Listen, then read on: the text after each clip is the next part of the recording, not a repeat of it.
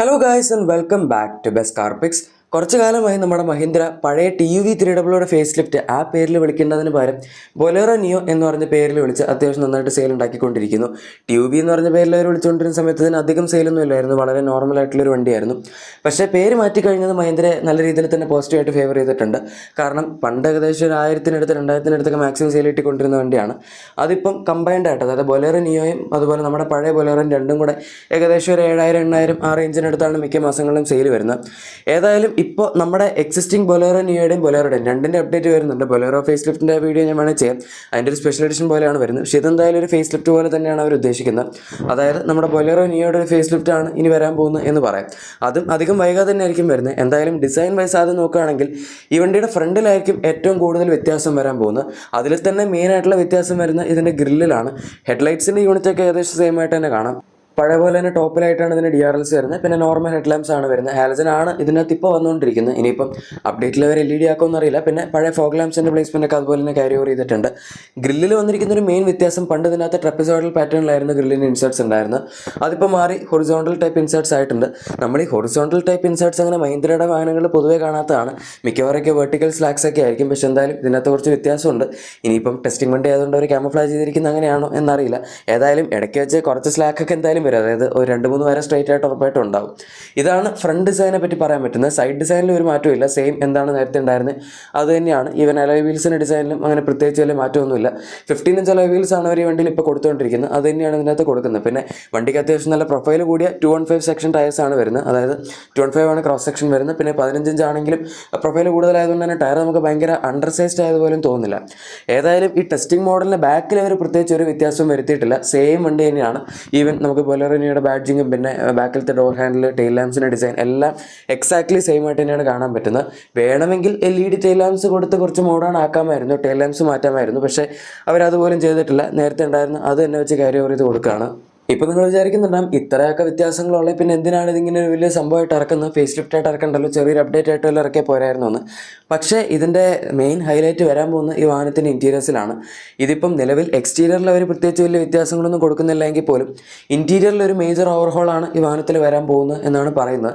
ഒഫീഷ്യലായിട്ടുള്ള മഹീന്ദ്രയുടെ confirm statement ഒന്നും ഇല്ല. കാരണം നമുക്കിതുവരെ ഇൻറ്റീരിയേഴ്സിൻ്റെ സ്പൈ ഷോട്ട് പോലും കിട്ടിയിട്ടില്ല. അതുകൊണ്ട് ഉറപ്പിച്ച് പറയാൻ പറ്റില്ല. ബട്ട് സ്റ്റിൽ ഇതിൻ്റെ ഡാഷ്ബോർഡ് ലേഔട്ടിൽ കുറച്ച് വ്യത്യാസം ഉണ്ടാവും. പക്ഷേ ഫീച്ചേഴ്സിൽ മെയിനായിട്ടുള്ള ഒരുപാട് വ്യത്യാസങ്ങൾ ഉണ്ടാവും എന്നാണ് പറയുന്നത്. ഇൻസ്ട്രുമെന്റ് ക്ലസ്റ്ററിൻ്റെ കാര്യം അറിയില്ലെങ്കിലും ഇൻഫോടൈം സിസ്റ്റം അവർ ഇപ്പോൾ ഉപയോഗിക്കുന്ന മിക്ക വാഹനങ്ങളിലുള്ള 10.25 ഇഞ്ച് യൂണിറ്റ് ആയിരിക്കും എന്നാണ് പറയുന്നത്.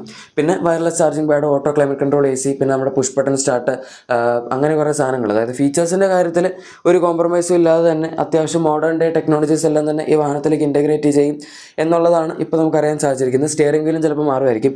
ഇപ്പോൾ ഇതിൻ്റെ അകത്ത് നമ്മുടെ സെക്കൻഡ് ജൻ, അതായത് പുതിയ Thar 3 ഡോർ ഇറങ്ങിയ സമയത്ത് ഉണ്ടായിരുന്ന സ്റ്റിയറിംഗ് വീലാണ് ഇതിൻ്റെ അകത്ത് അവർ കൊടുത്തത്. പക്ഷേ മിക്കവാറും നമ്മുടെ സ്കോർപ്പിയോനിലൊക്കെ ഉള്ളൊരു സ്റ്റിയറിംഗ് വീലിലേക്ക് മാറാനുള്ള സാധ്യതയുണ്ട്.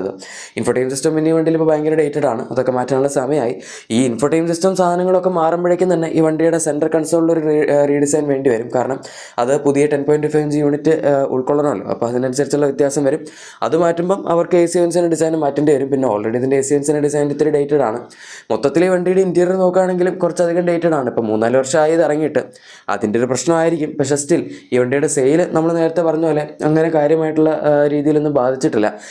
കാരണം ഇതിൻ്റെ മെയിൻ ടാർഗറ്റ് ഓഡിയൻസ് എന്ന് പറയുന്നത് തന്നെ കുറച്ച് റൂറൽ ഏരിയാസിൽ ഒരു ഇത്തിരി റഫ് ആൻഡ് ടഫ് വണ്ടി വേണം, വണ്ടിക്ക് അങ്ങനെ കാര്യമായിട്ടുള്ള ഒരുപാട് ഫീച്ചേഴ്സ് ഉണ്ടാവരുത്, പെട്ടെന്ന് എവിടെയും ഒന്നും പറ്റരുത്, റിലയബിളായിട്ട് ഓടണം എന്നുള്ള ആൾക്കാരാണ് ഈ വാഹനം എടുക്കുന്നത്. അതുകൊണ്ട് തന്നെ ഇതിനകത്ത് ഒരുപാട് മോഡേൺ ടെക്നോളജീസ്, അതായത് പെഡാസ് ആയിക്കോട്ടെ, പിന്നെ സൺറൂഫ് ആയിക്കോട്ടെ, electronic seats, electric parking brake, അങ്ങനത്തെ ഒരുപാട് മോഡേൺ ഡെവനിറ്റീസ് നമ്മൾ എക്സ്പെക്ട് ചെയ്യുന്നത് ശരിയല്ല.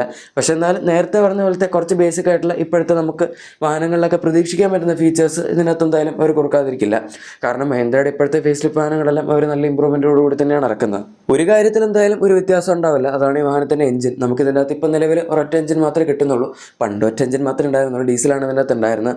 1.5 ലിറ്റർ ടർബോ ഡീസലാണ് ഇതിൻ്റെ അകത്ത് വരുന്നത്. പക്ഷേ 3 സിലിണ്ടറാണ്. 1.5 ലിറ്റർ ഡീസൽ എന്ന് പറയുമ്പോൾ നിങ്ങൾ നമ്മുടെ XUV 3XL വിചാരിക്കും. പക്ഷേ അത് 4 സിലിണ്ടറാണ്. ഇതിനകത്ത് 3 സിലിണ്ടറാണ് വരുന്നത്. 100 bhp പവറാണ് വരുന്നത്. എംഹോക്ക് 100 എന്നാണ് എഞ്ചിൻ്റെ പേര്.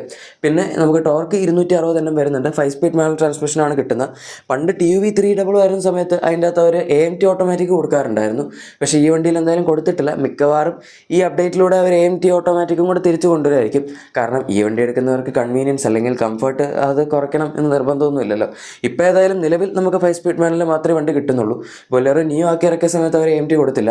ഇത് റിയർ വീൽ ഡ്രൈവ് കൺഫിഗറേഷനിലാണ് ഈ വണ്ടി വരുന്നത്. അതുകൊണ്ട് തന്നെ നമുക്ക് ചെറിയ കുറച്ച് സംഭവങ്ങളൊക്കെ ഈസി ആയിട്ട് തന്നെ ഈ വണ്ടിയിൽ നിന്ന് കയറി പോകാൻ പറ്റും. 4 വീൽ ഡ്രൈവ് ഒന്നും അങ്ങനെ കാര്യമായിട്ട് ആവശ്യം വരുന്നില്ല. പിന്നെ ഇന്നത്തെ സ്യൂഡോ SUVസിനിടയിൽ ഈ വണ്ടി ഒരു ലാഡർ ഫ്രെയിം ഷാസിയിൽ വരുന്ന വണ്ടിയാണ്. ഈ പ്രൈസ് പോയിന്റിൽ അങ്ങനെ ലാഡർ ഫ്രെയിം ഷാസിയുള്ള വണ്ടികൾ നമുക്ക് ഇപ്പോഴത്തെ സാഹചര്യത്തിൽ കിട്ടില്ല.